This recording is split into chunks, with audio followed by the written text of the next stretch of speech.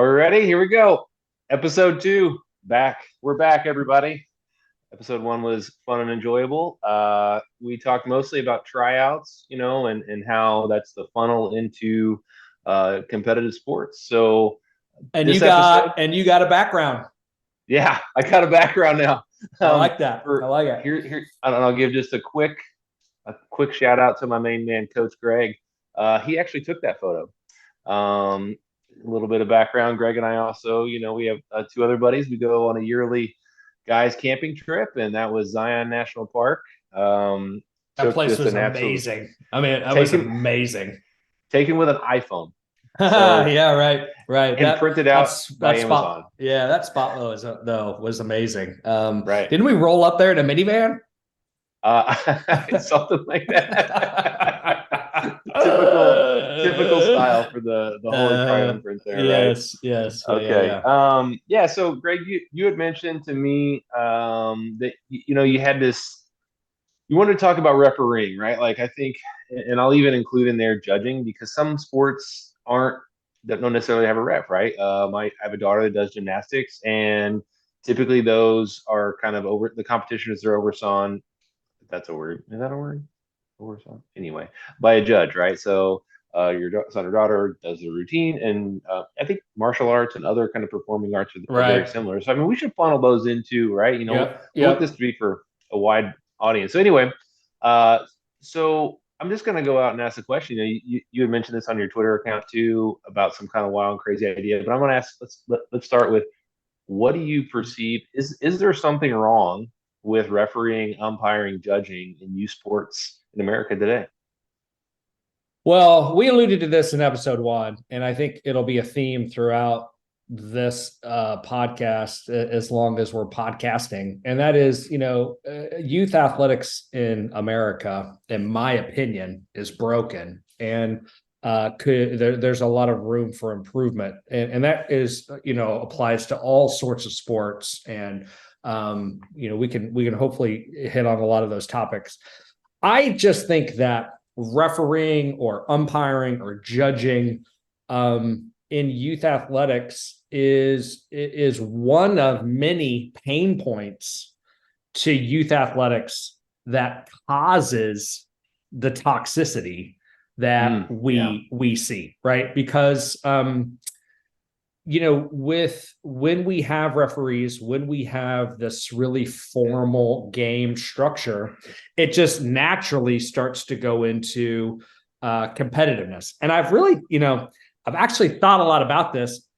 I mean, competitiveness is a part of athletics. And so, winning and losing is not something that you can push to the side and say, oh, well, it doesn't matter. It does matter. And Absolutely. being competitive matters, and learning to win and lose matters. And, as your child gets older, that's going to become more and more important. So, there's no sense in sort of like sugarcoating it and being like, hey, I don't believe in this like Narnia where we just like, all just eat orange slices and never be competitive. What I love about sports that don't use referees is that it seems to allow the kids to problem solve. And I alluded to this in my Twitter account, but the sport that I've seen it implemented at a very high level is ultimate frisbee. Are you familiar at all with ultimate frisbee? I've seen it played a few times, but why don't you just, for anybody who's not, why don't you just give a little bit of, I don't know, like two, 3 sentences about Yeah. ultimate frisbee? Ultimate frisbee is like a combination of like frisbee, football, American football, and maybe basketball. Those kind of Oh three wow. sports put Okay. together. Basically, you are throwing the frisbee around. You're allowed to catch it. You move it up the field, you score. So on and so forth. If you drop the frisbee, it turns over, and you go the other direction, and yada yada. You keep score, the whole thing. It's Okay. very fun to watch. It's very the athletes that play it are in tremendous shape. The amount of running that you do is pretty intense. You do And that. you do it on like a football field, right? So Yeah, football or 100 soccer. yards, Yep. So 100. that Yeah, gives okay. you, yeah. And I believe me, I'm no ultimate, frisbee expert. I just have a son that plays it. And so I've watched it. But what's interesting about ultimate frisbee, and I believe this is like almost throughout the entire like ultimate frisbee everywhere in America, is that all of the youth ultimate frisbee is done without a referee. There is no ref Wow. in the games. My immediate thought is I'm thinking of playground, recess type sports and all the fighting and malcontent that just explodes from kids kind of like refereeing or monitoring themselves. So maybe just give me how has that worked out? I mean, walk me through that. That just seems crazy. Well, the first thing I would tell you, this from a coaching perspective, we would, when we would have young referees working games, Hmm. what we would often tell referees is watch the kids. The kids will often know what the right call is Mm. almost all the time. If a ball goes out of bounds, you'll watch the kids. All the kids, if the ball going out on the red team, right? The red team will automatically start getting back to play defense. They know it. They don't have to be told. They're in the game. They see it, right? And so then the blue team can throw it in. Or in basketball, same kind of idea. Very rarely is there a lot of dispute if you just watch the kids. There's a lot of that already happening within these games. I think what Ultimate Frisbee does a nice job of is actually they have kind of like this entire process of allowing kids to sort of dispute plays. And they've obviously honed this over a long period of time. And so, to be instituted into a sport like basketball or volleyball or soccer or tennis or whatever, would probably take a little bit of time. But almost every play has some sort of a resolution. And most of the time, what happens is the play is just redone. That's it. If there's a foul called, or if a kid dropped the frisbee, but he said he didn't drop the frisbee, right? There's a dispute. There's a way for the kids to figure it out on the field. And typically speaking, other people get involved. And if there's a dispute and you and I just cannot come to an agreement as to what the right call is, we just go play it again. And what's really interesting is that the coaches are there. So it's still a coach-led game, but coaches are not Hmm. allowed to interfere into this discussion. Now, it's almost like they can be, I don't know. The kids can ask coaches questions, so they can ask the coaches about the rule book. So the kids don't have to be like a champion of every rule, and the coaches can offer advice, and they can say, "Hey, listen, if he impeded." Then it's okay for you to call that foul, and then it should play. They can give instructions like that, but the kids at the end of the day have to figure this out. And what's really interesting is that I think that what it teaches kids more than anything else is how to solve problems. And Yeah. it's pretty amazing to watch. I highly recommend it. I think it's great. What do you think? You think that sports like soccer and basketball, baseball's a little different because of, sort of like the strike zones and that kind of stuff, but I don't know, Mm. maybe not, quite frankly, Yeah. but think kids can solve these things on their own? So that I think that ultimately, this youth sports and youth athletics, I mean, what 0.1% become professionals. So Right. if we look at sports as to what's the value of them in our society, in our lives, it's about problem solving, camaraderie, teamwork, all of these other aspects. And so that concept is really interesting because you're forcing the players to look at that problem solving skill from a different angle, right? It also one of the things I keep thinking about is it probably teaches the kids a sense of integrity as well, right? Which is something that I think maybe, and this is not on the referees, but as you put a third party in there, there's less of an incentive to have a strong sense of integrity, right? I can rely on the referee to make the call, and if he doesn't make the call, hey, it's not my fault, right? Right. If the umpire calls out a ball, even though it's right down the middle, hey, that's not my fault. You argue with somebody else. So I do like I think it's an interesting concept. I think in some of our current sports, it may be a little more challenging to implement at first, but like you said, I think you even said in your tweet, and maybe is that there's is kind of a cutoff when it starts to get uber competitive, or at like maybe a College senior high or school. yeah, yeah, Yeah, yeah. 17, 18 years old, absolutely. Absolutely. If we started, anytime really my sense on like, I would think if real money is starting to get involved, money in the form of scholarships, money in the form of, professional athletes, of course, right? Like that's fine. I'm talking about, 8, 9, 10, 11, 12, 13, 14, 15-year-old girls and boys out playing youth athletics. And, the thing too, like, gosh, I was at an indoor game the other day, and there was two referees reffing this game, adult referees. The game got a little physical, and a father stood up, went right to the glass, and just got into this referee's face. Referee, of course, boots him out.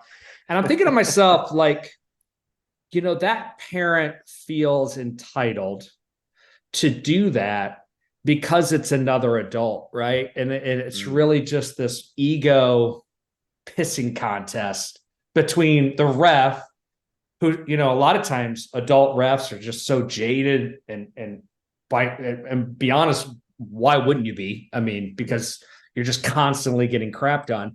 But so does the adult, and so it's like these two adults that are acting like idiots. And I think that what's interesting about Ultimate and watching these kids do that, I mean, who's going to yell at the two kids? One of your kids, a kid on your team is out there pleading his or her case, and some kid on the other, and they're having a discussion and they're chatting about it.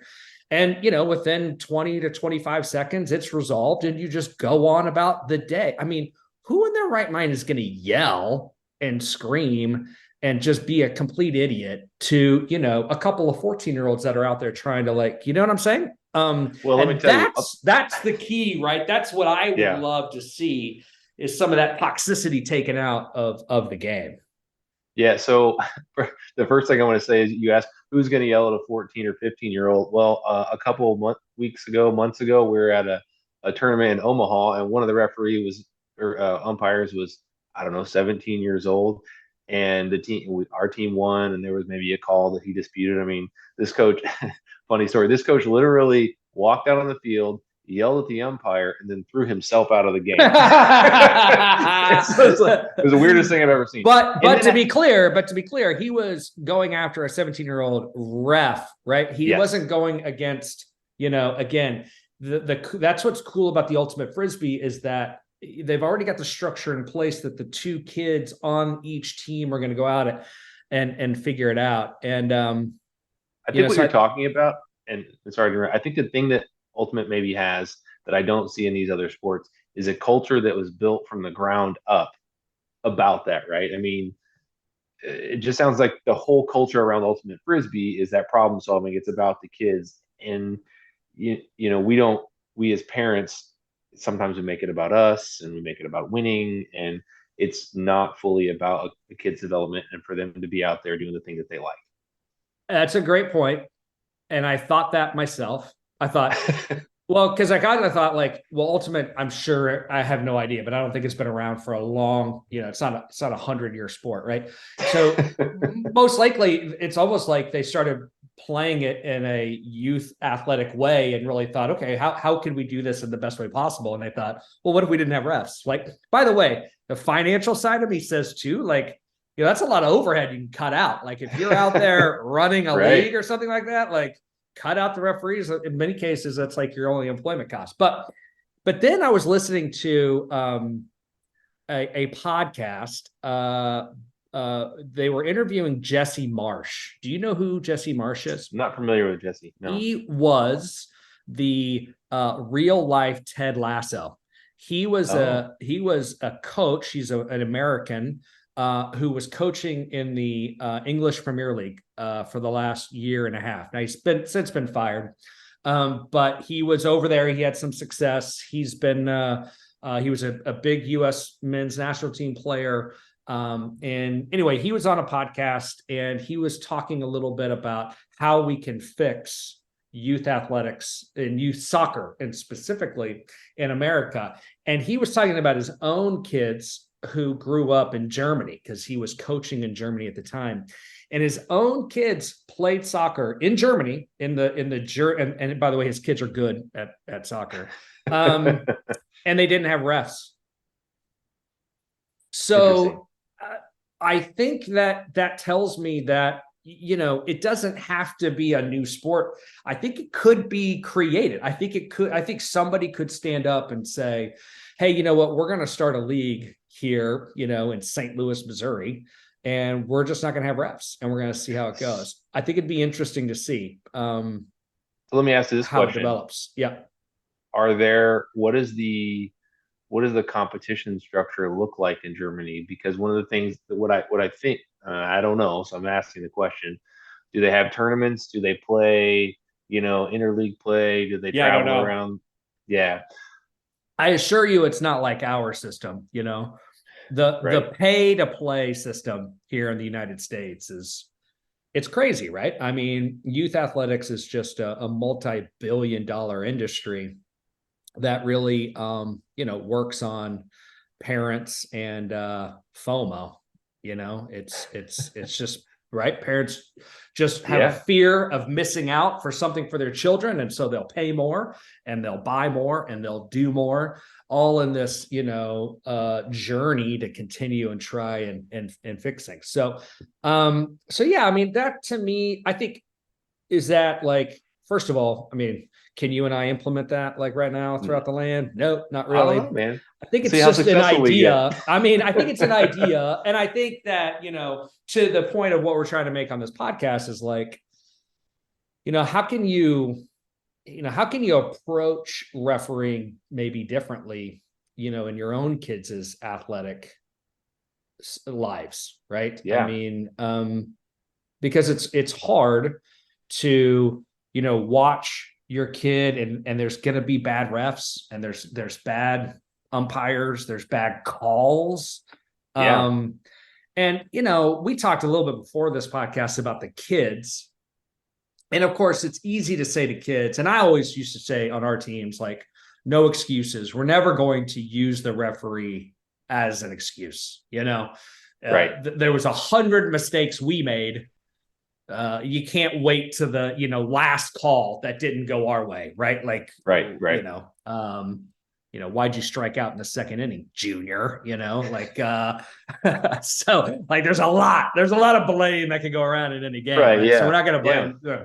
But my question would be for the parents. It's like, how do you deal with a bad call? I mean, what happens when all hell breaks loose? Or talk about the gymnasts and what do you do when the judges seem, like they aren't informed, or, gosh, sometimes in soccer, like, we'd have a game at 7 a.m. on a Saturday, and the kids, the kids would show up, and you just wanted to slap them. Like, hey, come on, let's go. Yeah. I'm up, we're up. You need to get up, how do you deal with that as a parent? Yeah, no, that's thanks for asking the question. So I'm going to start with the judging, because it is still a mystery to me. Complete, like, I have no idea what's going on. My daughter is 10, and she's been doing competitive gymnastics. She's been doing gymnastics. She was about 3 or 4, but really competitive, I would say, in the last 4 years. And it's really odd to me, because you're not allowed to go ask the judges how they scored your son or daughter. They use symbols in shorthand to denote the scoring, and a lot of times, you go up and ask the coach after, or like the coaches are in the middle of it, they're doing their thing. And I asked my daughter, and she's like, I don't know why I didn't get that score. And so I think that's probably. Do they do the thing where they? Yeah. Oh yeah. Do they really? I mean, like 8.6. Some of them are different, right? It's all. I don't want to say subjective, because it's not subjective in the sense that if your daughter does a particular move or doesn't do a move, or like, so there are what I would say criteria for each thing that the judge is writing down. But some judges are more stern or strict or whatever you call it than others. And so there's a little bit of variability, I guess is the best Yeah. point. But to be transparent with the gymnastics thing, it probably is the one where I am the most calm as a dad because I literally have no idea what's going on in terms of like how she's being scored. And I watch her and I say to myself, man, she did great. She, did she did this routine that she's had trouble with. She just knocked it out. And so I would say, as far as my daughter goes, I'm much more invested in her. Like every time she comes off, I'm just like, oh my God, you did so great. And I hold her up. And so there's never that dad, ride home where it's, I'm yelling at her because she did X, Y, and Z wrong, because I don't know. I'm like, you know what? You did great Yeah. today. As far I can't do a Yeah. flip, I can't do a back handspring, Yeah. but you Right. did. Right. So it's I would say that one's a little bit frustrating. The judging is a bit frustrating for me because I don't know what's going on. I've asked the coaches, and that's typically I try to use the coach as Yeah. my avenue and my lane because nothing good ever happens from talking to the referees directly, unless it's after the game and you're saying, "Hey, good Yeah. job, ref, good job, ump." Right. And with baseball, I will actually do that, um, and I do that normally in situations where there wasn't a call that I felt, like he swung either way, even on our side or on the far side. Right. So, as far as a parent goes, I would say the first thing to do would be ask your coach, right? Your coach Yeah. is the person who's the most knowledgeable about the sport or is, helping your son or daughter navigate what's going on.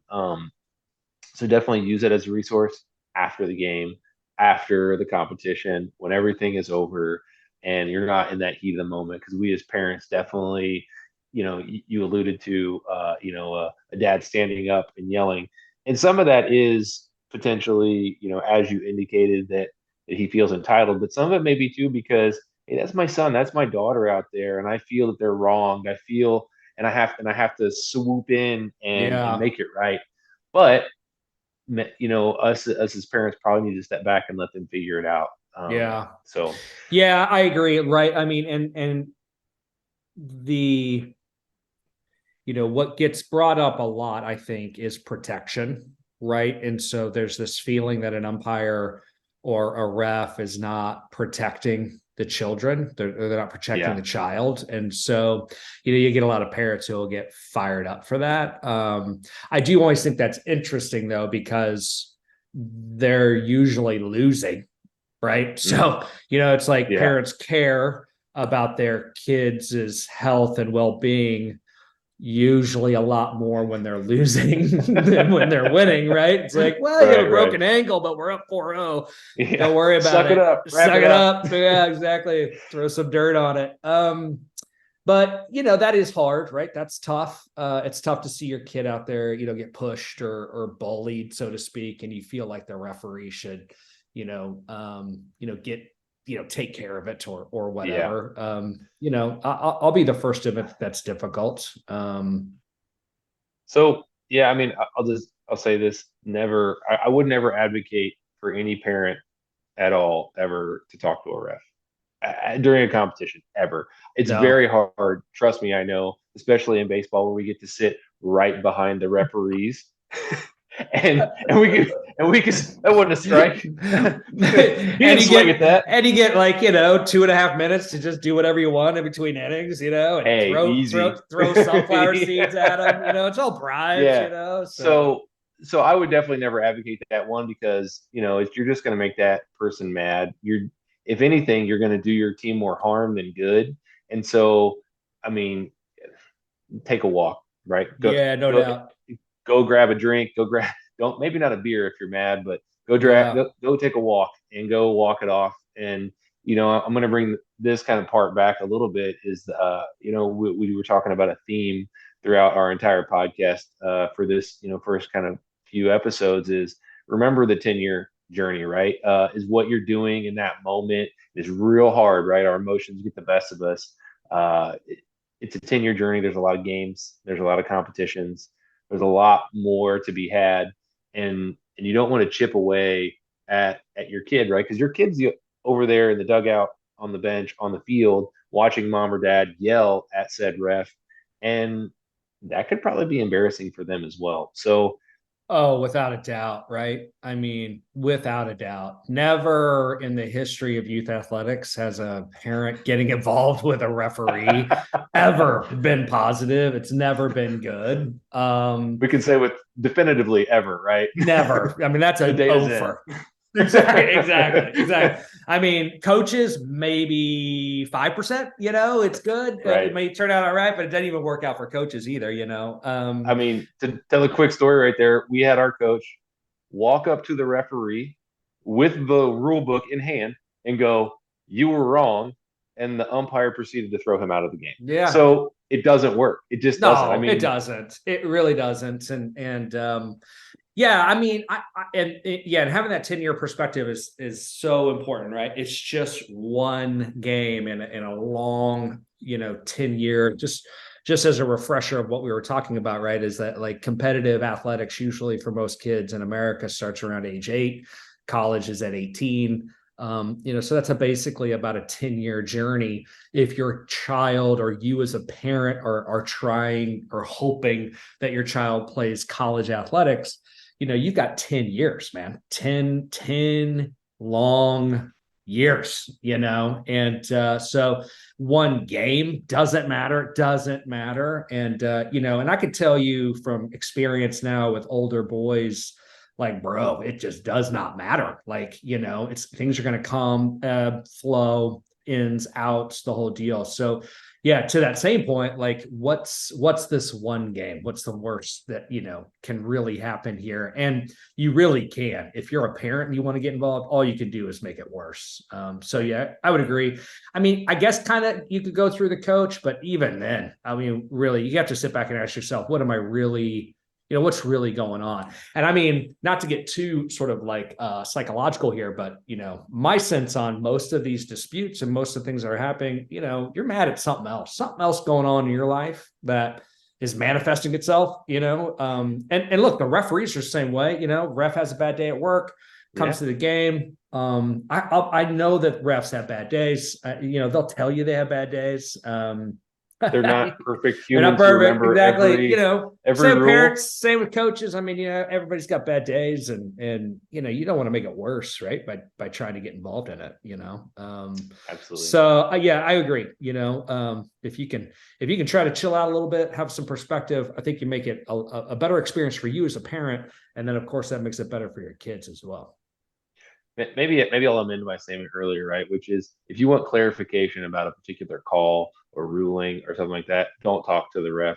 Right. That's when you talk to your coach afterwards. Because you're right. I Well, mean, yeah, absolutely. Yeah. And that's definitely different, right? Like if there was a play or a call, I'll have like sometimes a call, especially like when I would coach basketball. A lot of times, those calls are sometimes people don't know, complicated. Parents come up and be like, what happened at the end of that game there with that, what did they call there, whatever. Yes, that's fine. It's like, yeah, yeah, we chopped them down, or they called this or that, or travel. But yeah, I think the best thing to do is obviously just to chill out as best you can. Or the other thing is become a ref, right? oh, right. I mean, Yeah, you hinted at that last episode, right? Like that letting people like take a walk in your shoes as a coach. We hinted at that. What's it like to ref? I mean, yeah, right. continue on that. Yeah. I've never done any formal refing. I mean, I've had to ref games. I remember I refed. Did you ever have to do like service hours like in high school or college, or I had like a service project in high school, and No, I had to I do went to a good school. yeah, maybe I was just being punished or something. Maybe I For call those it of you that service don't know, hours. so I'm from Missouri and Greg is from Kansas, and so huge KU fan over there, and That's Greg. right.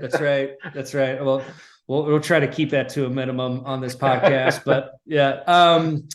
Yeah, I had to I remember I showed up at a YMCA, and they said I said, "Hey man, I need some hours." They said, "Okay, that's fine." And I had never reffed anything, and this guy shot me into like a YMCA like Saturday, pretty competitive like deal and told me to start reffing games. I had no clue. I didn't know the rules. The guy was like 5 seconds. And I'm like, I don't even know if we have 5 second calls. Like, I had no idea. I ended up throwing out like 3 coaches and a parent. I was just like, you got to go and you got to go. And I don't know what I'm doing, but you all got to go. So, yeah, I mean, Yeah. but, all kidding aside, if you get in there and ref, you get an idea of how it feels, right, to be on that side of it. And a lot of these leagues are, always looking for good, for good refs. And I also think we alluded to this earlier as well. I think getting your kids involved in umpiring or refing or judging is a great idea as well. Yeah. So I will say I've had a little bit of experience. I was a martial artist growing up, and once you get to a certain level, when you do these competitions, in order to reach the higher level of like black belt, you have to do judging, right? You have to Oh do yeah, judging in competitions right. and stuff like that. And I got to tell you, I was nervous every time, right? Because I'm judging this kid and I'm looking and I'm watching them do their routine and then I see that looked right to me. And then the head guy, I throw out my score and maybe it's higher than his and he looks at me afterwards and he says, "Oh, they missed this, this, and this." And I was like, "Oh crap," right? So yeah, it's definitely it's a stressful job. I think I look back now on that because I don't always think about that particular scenario whenever I'm getting ready to stand up and walk off because of the call that was just made on the field. But Yeah. but it is, and I can even remember a call. I was an baseball umpire one time, and I was 18, and I remember I went to this game to go support one of my friends, and they didn't have. Like they usually have two. They have a behind the plate Yep. umpire and then a field umpire. They needed a field umpire for like 10 minutes to start the game before the other guy came. And there was a play at second base, and the kid slid into second, and the tag was really close, and there was dirt everywhere, and I couldn't You see. ring them And so I was just up. like, safe. And Ah. everybody was yelling at me, and I was just, nope, he was there because again, I mean, it's highly stressful, especially in baseball. For me, it was this very focused moment and there's a big calm, right? It's not this in Yeah. soccer and stuff like that, or like hockey, there's an ebb and a flow and you're kind of going with it. And so I've never done it, but I feel like it might be for me maybe a little bit easier because it's that constant flow of action versus like everybody looking at you once. But definitely agree. Kind of to circle back, my son, 13, he said to me the other day in the car, goes, Dad, I think I want to do umpiring as well. And I just thought to myself, some of the stuff, like, are you sure, right? Like you've seen how your coaches treat umpires and how the parents Yeah. do, and but I think that I'm going to let him do it. I think that it would be good for his perspective and his growth as a player too. I mean, they may be less apt to get themselves thrown out of a game whenever they have that perspective. So, Oh yeah, and then a deeper understanding of the rules, deeper understanding of the rule book. mm, Yeah, no doubt about it. I mean, and I would just say from a coaching perspective, it was definitely something I always paid attention to. I knew who on my teams were refs and who because I've always felt like that was a sign of maturity, sort of, in your evaluation of, let's say, like a captain, mm. somebody who's refed, somebody who's taken that initiative, or their parents have told them they have to do it. Doesn't really matter to me, but those are usually typically those are the kids those are your leaders, right? On your team, those would be your captains. Those would be the ones you would want to delegate as you sort of grow and build into them. And so I would say if you're if you're a parent thinking about a development track, for your son or daughter, if you're looking for something that might help them stand out against, other kids, especially if you're getting into that 14, Mm. 15, 16, 17-year-old, if you're thinking about college and college applications and college resumes, refing and all that kind of stuff is extraordinarily important. And so I would highly recommend it. I think it's a great character building process for all young athletes to do. Yeah, I think that's something I had not thought of previously, but I think that's a great point. And what kind of why you're talking, I think another thing is it can be an opportunity for your child to stay involved in the sport beyond high school or beyond, college if they're not able to. And I mean, it's something you can always do, right? You can always come back to, there's always games going on. There's always tournaments or competitions, and we need umpires and we need referees because that's actually, for the new generation growing up and coming up, we still need those people. And so I think that's an excellent way to kind of keep people tied in. Well, yeah, and Um, and just one last more point on that, just for again sure. to the sort of toxicity of the youth athletics. If you're not going to umpire, or you're not going to ref, or you're not going to be able to judge, but your kid is, and you go watch your kid, you will inevitably watch them do the refing or do the umpiring. And the first time you see your kid get yelled at, that's an experience. That's an interesting experience, right? Right. Now, I'm not, as you can imagine, I'm not a big yeller myself, but I can imagine that if you were, if you were somebody who was, pretty vocal, and then you started seeing your own child, maybe you might approach that next situation or that next game and might have some empathy to what these, umpires are going through. Yeah, that's great. When I was looking over here at my notes, we're kind of talking about kind of the psychology of reffing.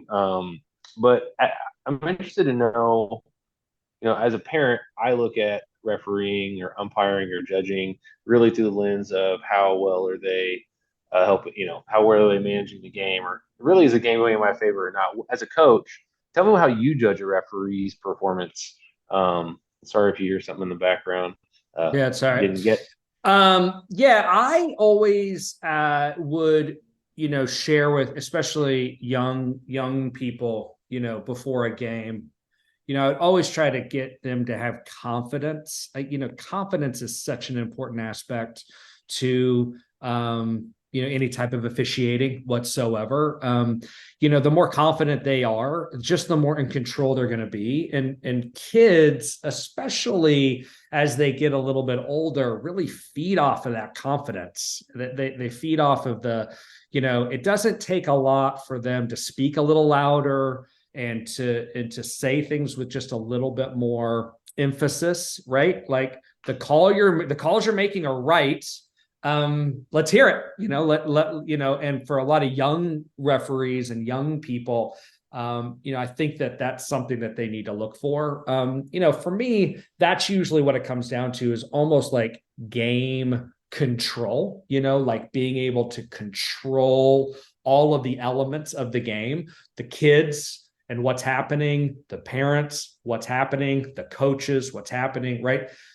Good referees and good umpires usually are like a conductor in an orchestra. They're able to control, flow, communicate, this whole idea, like, I'll handle this kind of attitude, Yeah. right? Like that they're in control.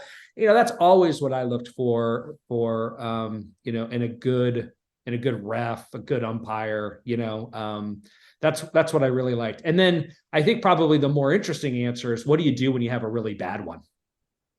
Right? I mean, what do you do then? And look, You throw your beer at them and you throw all the sunflower seeds you have in your mouth at them. No, that's the wrong answer. Is that the wrong answer? Okay. Yeah. And look, that's tough. That's tough. And I've seen it as a parent, and I've also seen it as a coach. It can be really difficult. I think from a coaching perspective, one of the things that's really, really important, and you should look for this as a parent in your own coaches, is how are they coaching the kids to deal with that adversity. I think one of the worst things that can happen, and I just hate this, is when the parents get vocal, the coaches get vocal, and then the kids start getting vocal.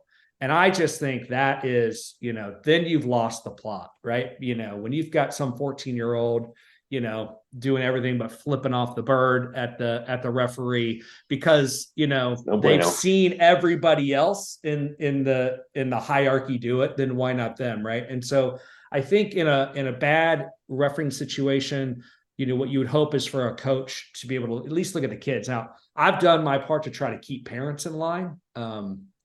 To various degrees of success. It just sort of depends on the situation, but a lot of times you can't really focus on that, But yeah, I think having a coach that can look at the kids and say, hey, zip it, we'll take care of it, or it just is what it is and move on. I think that's the best approach from a coaching, perspective, because I it's would going to agree. happen, Yeah, I think I just keep going back to like it's a situation of adversity, right? And I think it Yes. was there's a Jordan Peterson quote to some degree, which is like, let your kids kind of fail safely or fail in a way that is still okay, because they're gonna face adversity later in their life. Let's take a even wider than a 10-year picture of this and say, how's little Billy or little Gene gonna figure this out, right? And Yeah. let them kind of figure it out. Let them face that adversity, and then after the game, and I would say the day after the game, have Right. a conversation about it, right? Ask them questions, lead them down the path of, hey, what was going on? What were you thinking? And lead them to the answer. Help them kind of like, I would guess, process their feelings about the game in a Yeah. healthy and constructive way. Um, If but they, if they still care. oh, true. Yeah, great point. Right. I mean, Great point. that's the probably 80% of the time, kid's not going to care, or they're going to bring it up to you in another time. And I think as a parent, this is what's really hard, is because you want to talk about it, right? Like, It's on my mind it's right then all, and yeah, there. absolutely. Like, this was crazy. I mean, can you believe that? Right. And your kid's not there, but if it was as impactful as you think it was, just be open and ready, because it'll come back. You'll be on a car ride to another sport, your other kid's thing, and all of a sudden your son's going to go, can you believe that call, or can you believe that or something's going Yeah. to happen on TV, and he's going to like, that reminds me of the game we were at last week, Dad. Yep. So be open to it, and then I think that's kind of your opportunity to chat about it, because not all kids care, right? They don't care to the degree that we do.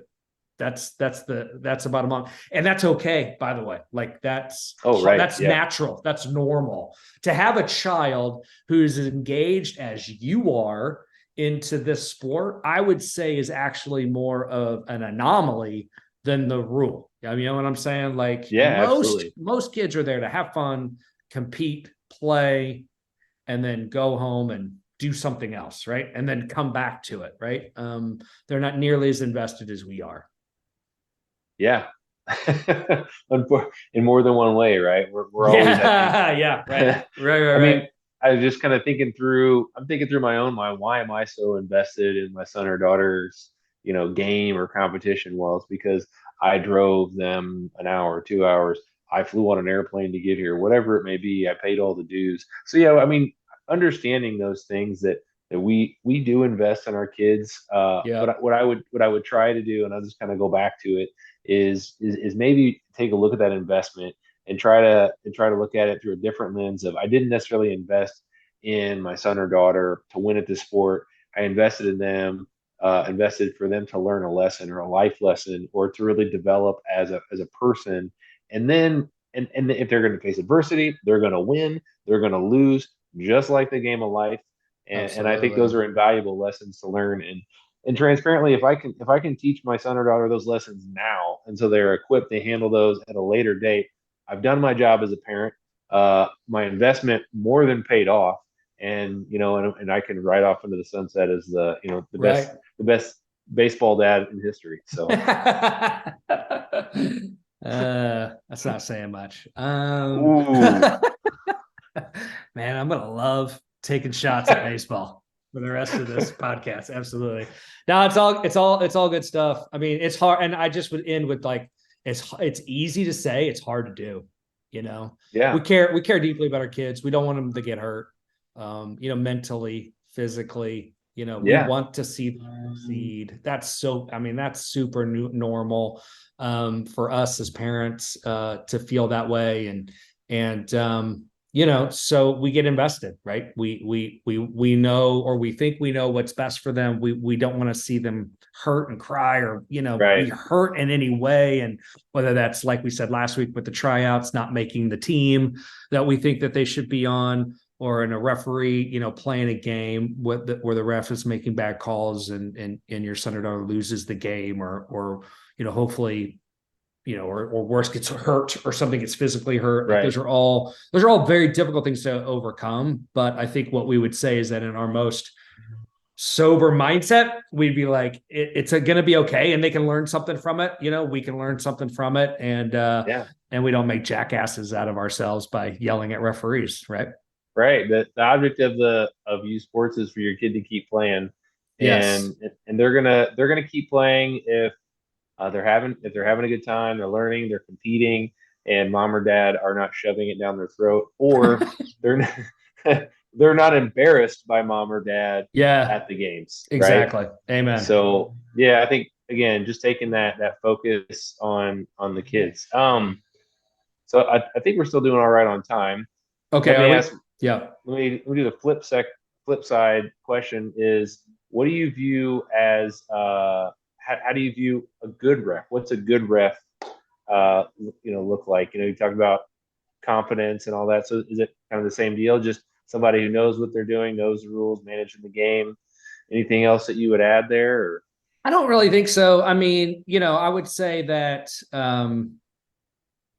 a good ref misses calls, oh yeah, and I think you got to go into any game and recognize that. From a coaching perspective, we definitely think about that. And from a coaching perspective, I always am thinking about trying to get the ref on my side. I will tell you, from a coaching perspective, I'm trying to put myself in a position to get one or two calls in the game.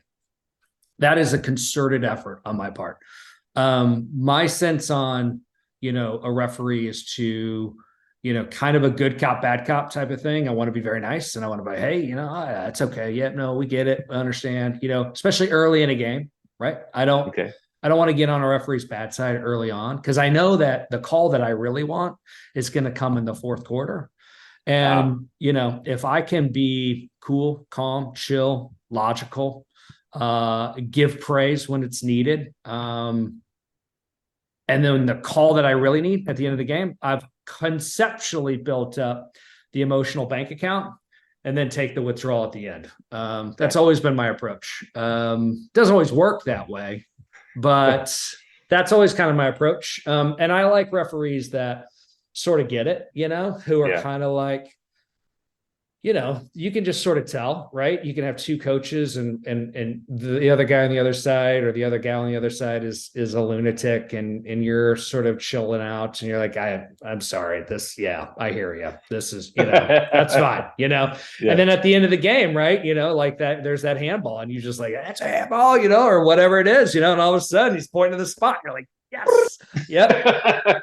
Not sure if it was a handball either, but hey, you know what? We'll take it. Awesome, great, awesome. Well, I think maybe we kind of run the gamut on the referees, man. What do you I think think? so. Yeah, I mean, I think Okay, so. I think